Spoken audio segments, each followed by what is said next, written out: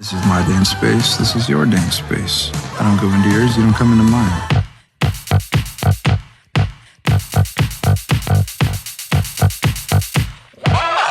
What's your damage, Heather? À l'heure où j'écris ce texte, j'ai déjà regardé Off Campus 4 fois déjà. Ça fait 32 heures de visionnage. Ouais, je sais. Mais en même temps, qui est étonné? J'ai regardé au moins 5 fois la série You, peut-être 10 fois Nobody Wants This, et facile 6 ou 7 fois Heated Rivalry. Il y a un pattern en fait. Si ça lui fait plaisir. Je crois que j'ai consommé beaucoup trop de true crime et beaucoup trop de livres sur la prison ces derniers temps. Et du coup, depuis fin mai, mon cerveau n'a de la place que pour cette rom-com universitaire qui m'a surprise par sa maturité d'écriture. Après, attention, je ne pense pas que ce soit la meilleure romance que j'ai vue récemment. Si je dois comparer à Heated Rivalry, par exemple, je trouve que Shane et Ilya sont beaucoup plus complexes, plus profonds, mieux écrits. Après aussi, c'est plus facile quand l'histoire tourne autour de 2 personnages au lieu d'une dizaine. Et Anna et Garrett, nos héros de Off Campus, sont un peu cringe quand même. Genre...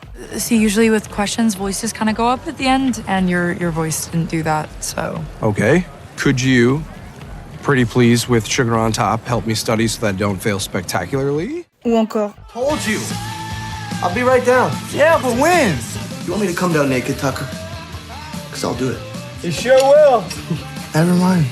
Forget I asked. Ok, je suis pas états-unienne, mais quand même, personne ne parle comme ça dans la vraie vie. Bref, je reparlerai un peu plus tard de ce que j'ai aimé dans cette série, parce qu'il y a vraiment plein de trucs super rafraîchissants. Mais la raison pour laquelle j'écris cette vidéo, à une heure où je devrais probablement être en train de dormir, ce sont les split screens. Vous allez me dire, sérieux meuf, t'es sûre? Les split screens, pas la masculinité positive, pas la manière dont la série traite les traumas, pas non plus l'évolution des rom-coms pour ados et jeunes adultes depuis la fin des années 90. Tu veux vraiment faire une vidéo sur le moment où l'écran se coupe en deux, genre? Des trucs pointus là. Et oui, parce que en vrai, j'adore les split screens. Parce que quand ça apparaît à l'écran, je suis toujours un peu curieuse de la mise en scène. Et là, c'est utilisé d'une manière que j'avais pas vue avant. Ça m'a fait kiffer. Et du coup, je vous raconte. Voilà. Je fais ce que je veux. Je fais ce que je veux, en fait. C'est aussi simple que ça, en fait. Cette vidéo va donc contenir des spoilers pour la saison 1 de Off Campus. Et petit trigger warning, il y aura des mentions de violence intrafamiliale, sexuelle et de viol. Abonnez-vous à la chaîne si vous voulez voir plus de vidéos dans ce genre. Et mettez un petit pouce bleu, c'est toujours chouette et ça m'encourage à continuer. Merci à celles qui sont là depuis le début et toujours présentes, ça me touche beaucoup. Plein de bisous et bonne vidéo.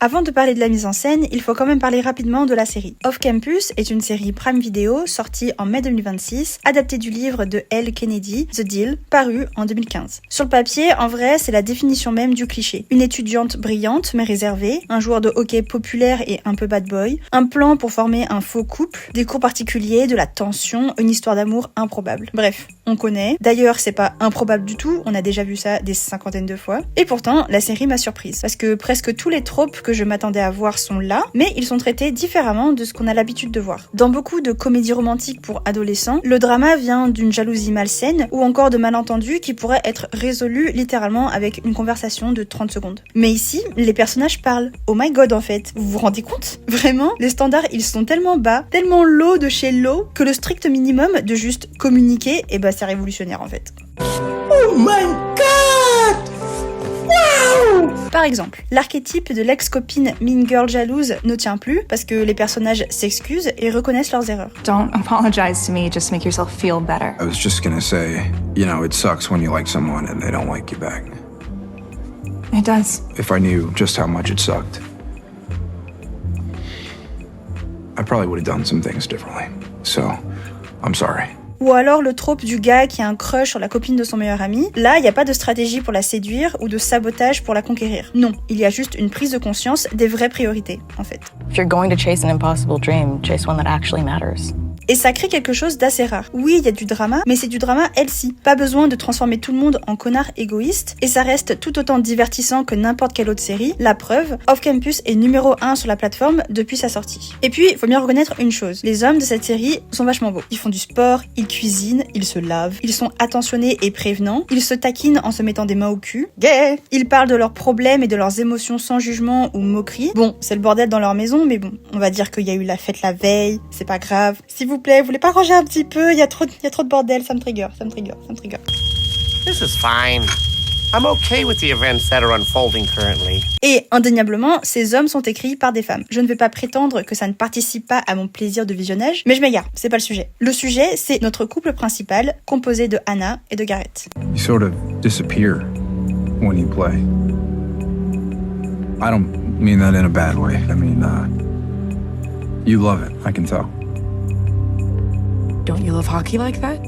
Hannah est une étudiante en composition de musique classique. Elle a plusieurs petits boulots sur le campus afin de payer ses études. Boursière et extrêmement studieuse, elle est aussi beaucoup plus audacieuse que ce que le trope de la bonne élève timide laisse imaginer. Elle poursuit ses objectifs, elle prend des initiatives, elle sort de sa zone de confort et surtout, elle refuse de laisser le pire événement de sa vie définir entièrement son identité. Très tôt, on comprend qu'elle a été victime d'un viol sous soumission chimique lorsqu'elle était adolescente. La série ne traite pas ce traumatisme comme un simple élément dramatique. Le problème n'est pas seulement ce qui lui est arrivé, c'est aussi sa difficulté à partager sa douleur avec les autres pour en guérir, pour s'en libérer. I don't write like that anymore. That's crazy. Why not? It's like scary. Telling the world something I'm not ready for it to know.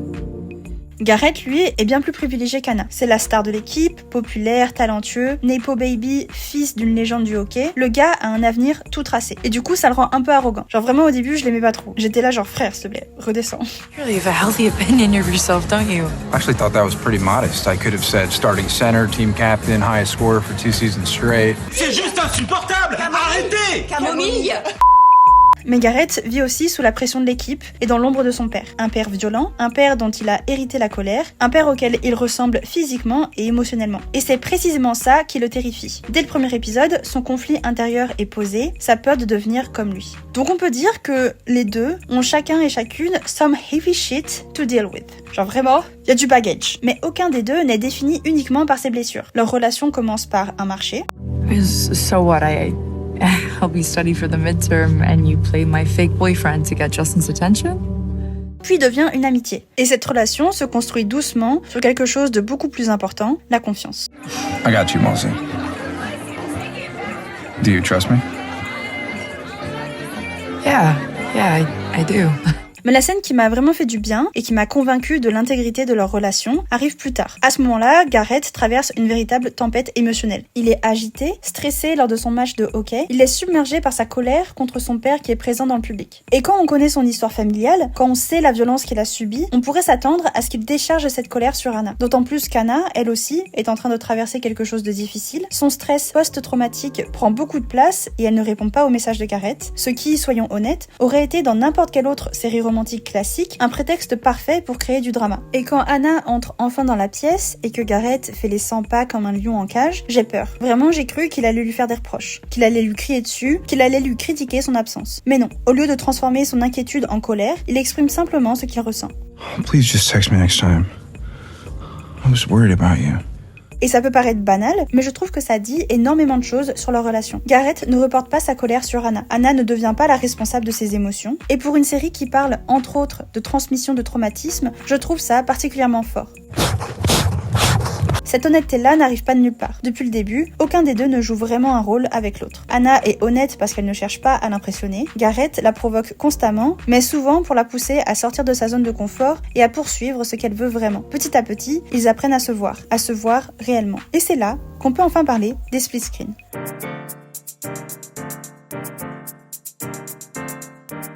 Je sais pas vous, mais j'ai toujours trouvé les split screen fun. Ça fait partie de ces techniques qui permet à la mise en scène de raconter quelque chose que le scénario ne dit pas explicitement. Le moment où la forme devient elle-même une partie de l'histoire. Et c'est pas une invention récente. Le premier split screen apparaît en 1901 dans Histoire d'un crime de Ferdinand Zecca. À l'époque, sans After Effects ou Premiere Pro, le procédé se faisait directement sur la pellicule, grâce à des masques qui permettaient d'exposer différentes parties de l'image séparément. Dans Histoire d'un crime, le split screen sert à montrer un souvenir, un flashback. C'est une autre temporalité, une autre réalité. Dès le départ, le procédé est donc associé à l'idée de faire coexister plusieurs espaces dans la même image. Et c'est à peu près ce qu'il continuera à faire pendant plus d'un siècle. Dans le cinéma et les séries contemporaines, le split screen est souvent utilisé pour montrer plusieurs actions simultanées. Des personnages qui se trouvent dans des endroits différents, des conversations téléphoniques, des événements qui se déroulent en parallèle. Le parfait exemple est sans doute la série 24 heures chrono. Déjà parce que la série se déroule en temps réel et utilise le procédé absolument tout le temps. Mais aussi parce qu'elle en fait un véritable outil narratif. Le split screen permet de suivre plusieurs intrigues à la fois, plusieurs lieux, plusieurs personnages, plusieurs événements critiques. Et surtout, il crée une forme de tension. Parfois, on ne sait jamais vraiment où regarder, l'information peut arriver de partout, le danger aussi. Et petite parenthèse sur cette saison 1 de 24 heures chrono, qui est un pur banger en fait. Moi qui ne jurais que par Buffy et Charmed quand j'étais gamine, j'aurais jamais cru kiffer cette série. Bref, je m'égare. Si on doit parler d'un split screen iconique, ce serait, je pense, celui de la séquence du bal dans Carrie de Brian De Palma, sorti en 1976. C'est probablement l'une des utilisations les plus célèbres du procédé. Alors que Brian De Palma a déclaré plus tard regretter ce choix, moi je l'adore. À chaque fois que je vois cette scène, j'ai l'impression que mon cerveau essaye de regarder plusieurs catastrophes en même temps. Je suis agrippée à mon siège, je regarde partout, je ne sais pas où poser les yeux, je suis en panique totale,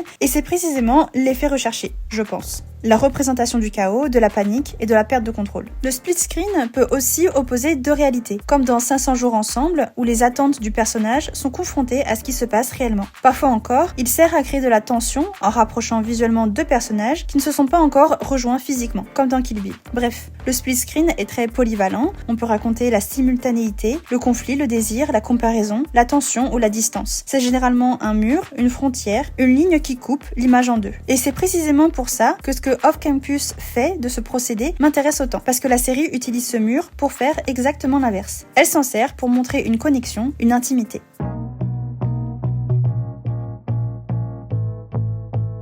Plus je regardais la série, plus j'ai remarqué un truc. Les split screens n'apparaissent pas quand Hannah et Garrett sont juste séparés. Ils apparaissent souvent quand elles sont connectées, quand elles pensent à la même chose, quand elles se comprennent, quand elles sont sur la même longueur d'onde. L'exemple flagrant apparaît dès le premier épisode. La série commence littéralement avec un split screen. Comme souvent, l'image est divisée en deux, mais au lieu de souligner leurs différences, elle insiste sur leur ressemblance. Hannah et Garrett sont chacun et chacune dans leur bulle, concentrés, seuls. Pourtant, la mise en scène nous demande déjà de les regarder ensemble, comme si elles savaient quelque chose qu'elle ignore encore. Et la série va nourrir cette connexion, passer son temps à les mettre en parallèle. Il y a notamment le montage où Garrett couche avec une fille pendant que Hannah essaye d'écrire. Les mouvements de caméra, les transitions, les gestes se répondent. On est déjà dans une logique de miroir. Et surtout, le split screen apparaît quand elles se comprennent. Le premier exemple qui m'a marqué se trouve dans l'épisode 2. Hannah et Garrett discutent, chacun et chacune du côté du lit, et elles sont dans la même pièce, mais séparées physiquement par le lit. Et je trouve que cette mise en scène est assez brillante, parce qu'ils ne se regardent pas, ils n'ont pas besoin de soutenir le regard de l'autre, le lit agit presque comme une protection, comme un rempart, comme si chacun et chacune pouvaient être un peu plus honnêtes, parce qu'elles n'étaient pas directement exposées au regard de l'autre. C'est l'un des premiers moments où elles se montrent réellement vulnérables. Hannah commence à se dévoiler, Garrett aussi, et déjà la série associe cette proximité émotionnelle à une séparation visuelle. Le fait qu'elles ne puissent pas se voir physiquement accentue leur écoute, et le split screen permet de mettre en image cette attention sur les détails, sur des moments précis et sur une intention. C'est leur distance physique qui rend leur intimité possible, et c'est illustré par le split screen.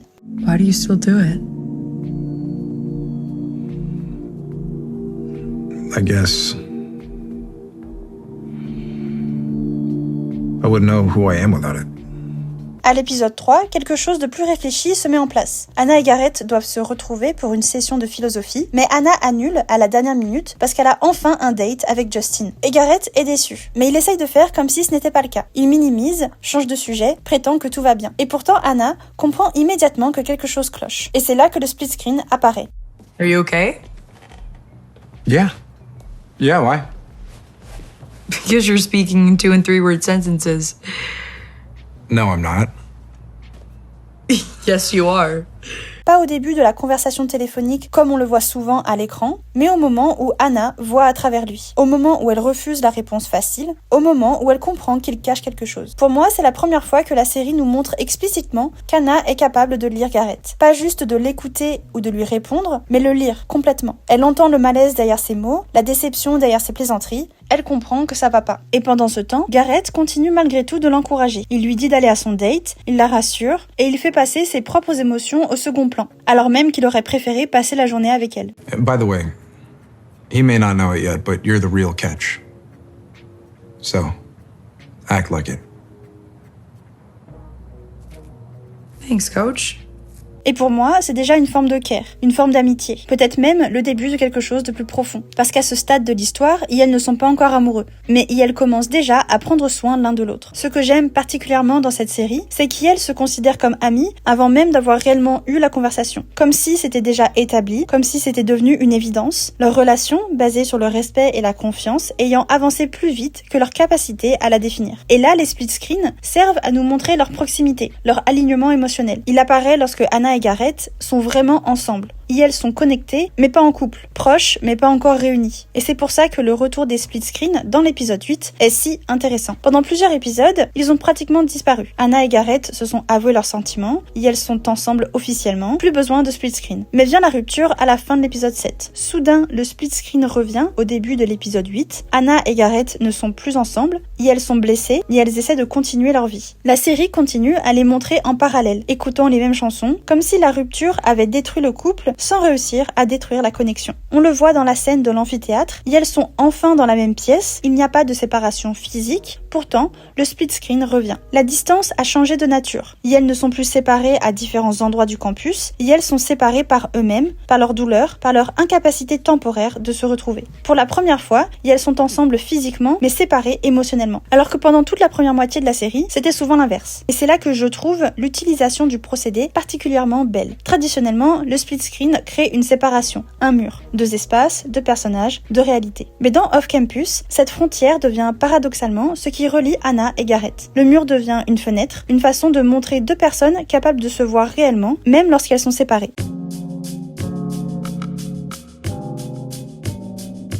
Voilà, c'était mon analyse sur l'utilisation des split screens dans Off Campus. Entre l'écriture et la sortie de cette vidéo, j'aurais peut-être encore regardé la série 2 ou 3 fois, qui sait, mais je trouve ça assez beau qu'une technique qui sert habituellement à montrer une séparation puisse ici raconter l'inverse. Deux personnes qui apprennent à se voir, à se comprendre, à être présentes l'une pour l'autre, même lorsqu'elles ne sont pas dans la même pièce, même lorsqu'elles ne sont pas ensemble. Bref. Je trouvais ça beau et j'avais envie de vous le partager. Merci d'avoir regardé cette vidéo. Dites-moi en commentaire ce que vous avez pensé de cette nouvelle série qui cartonne. Pas aussi bien que Heated Rivalry, on est d'accord. Merci également aux personnes qui me soutiennent sur le Tipeee. Je mets le lien en description. En ce moment, je travaille sur plusieurs vidéos en même temps. Certaines sont presque terminées. D'autres ressemblent encore à des dossiers remplis de notes incompréhensibles et des captures d'écran. Bref, en tout cas, j'ai hâte de vous les montrer. Prenez soin de vous et à bientôt. Bye!